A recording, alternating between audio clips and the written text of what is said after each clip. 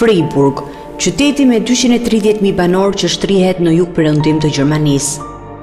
Qyteti kufizohet me Francën dhe Zvicrën.